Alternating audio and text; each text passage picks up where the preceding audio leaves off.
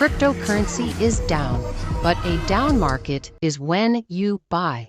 Updated prediction for Bitcoin, the crypto market, and the Fed as we approach the latter part of 2023 caused the waning volatility in the crypto space, attributing it to many of the stock market movements we've seen in recent days. And with regulatory uncertainties surrounding cryptocurrencies, like the legal battles involving Binance and Ripple, further dampen the crypto market's vitality. As Bitcoin is a prominent player in the crypto world, it finds itself at a crossroads. Bitcoin's historical parallel with the Great Depression's ominous market trajectory, and predicts where it's headed in last half of 2023, because I think we're going to have a very interesting day on Monday, especially seeing what's going on with the stocks, Bitcoin losing critical levels. But I just wanted to make a super fast update, just some real Bitcoin talk, I know there's been some people that are very new to the space. These types of moves can be a little bit scary. I mean, a 10%, 12%, 15% move really is nothing historically for Bitcoin. I remember when I first got in, Bitcoin would literally make 30% drawdowns, pretty much every other week. I mean, if you actually look back at just the 2017 chart, you could see that there are multiple times in which we did in fact have these 30+% drawdowns, right? So it's just part of the game. Bitcoin is still young. It is still has that volatility. And unfortunately, it still does follow the traditional stocks. People tend to consider it a tech stock, right? So when the S&P falls, Bitcoin kind of falls down with it.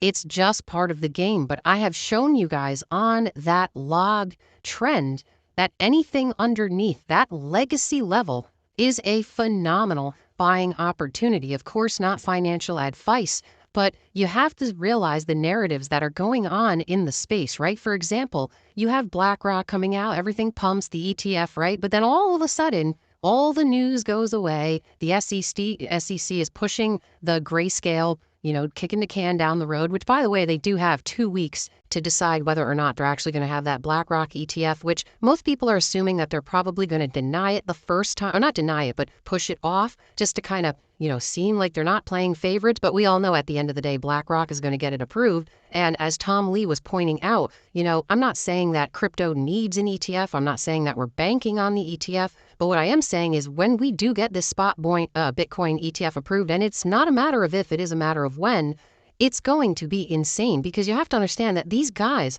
are going to have to actually physically hold that spot Bitcoin. Now, I told you we're having a liquidity crisis right now. We saw some of the lowest levels of Bitcoin on exchanges. The hodlers, the long-term holders, they're not selling, right? You've heard the saying, there's like 50 million, whatever, millionaires in the world, right? So that's not even enough for each one of them to get one Bitcoin. And also just think about that psychological number, right? One Bitcoin. Do you really think that if we do get an ETF that these guys are going to come in and they're just going to buy like 0.2 Bitcoin? No, because these guys, it's that psychology, right? They're going to want to hold one full Bitcoin because, it's just how humans are. We like round numbers. So that's going to drive a lot of the price because there's not enough Bitcoin to actually go around. And once these guys start to understand that the halving is baked into this 4-year cycle, it's going to absolutely skyrocket. If the spot Bitcoin gets approved, yes, I think the demand will be greater than the daily supply of Bitcoin. And so the clearing price,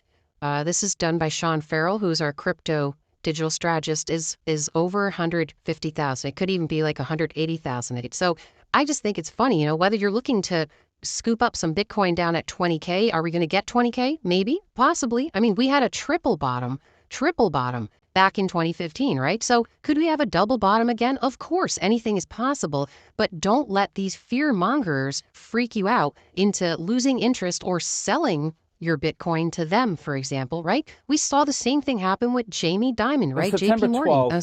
Jamie Dimon says Bitcoin is a fraud. He says he'll fire any one of his traders buying Bitcoin. Bitcoin drops 24%. When Jamie Dimon speaks, people listen. So that weekend, we found out that the largest buyer of a Bitcoin fund that's in Europe that buys physical Bitcoin, right? The largest buyer was Morgan Stanley and JP Morgan. And that's not illegal. He says it's a fraud. It says he'll fire anyone that buys it. Yes. And at the same time, his company is buying it. His company is buying it. So it's just, had Caitlin Long's Custodia Bank, right? Which is essentially the first crypto bank pretty much going live in some of the states, right? Well, the great thing is that the U.S. states can move forward, as I was alluding. Both New York and Wyoming are moving forward. We learned through the grapevine that the Fed did object to PayPal issuing its stablecoin, but New York approved it. And as you saw, PayPal and Paxos announced it. Congratulations to them. They're off to the races. So same thing with Custodia. We're off to the races with U.S. dollars and money market fund services, and imminently Bitcoin custody as soon as we get the final regulatory approval. And we're not, to be clear, launched in all states, not licensed in all states yet, but we're ready for the next bull market. That's the punchline. Ready to scale into that with both U.S. dollar services. So there are huge money things market fund happening in the services, background. Of course, Western society, we don't see it. It's a lot of speculation. But if you look at what they're doing in these other, if you look at these other countries, they're actually utilizing crypto. They're utilizing, Bitcoin and stable coins and things like that. Whereas it is a lot of speculation over here in the West. Okay, I will agree. But nevertheless, guys, it's not going to get put back into Pandora's box. And, if the U.S. doesn't want to get with it, well, it's tough for us because it's going to just keep moving. It's going to keep growing in places like the UAE, in places like Malta, these other crypto-friendly jurisdictions.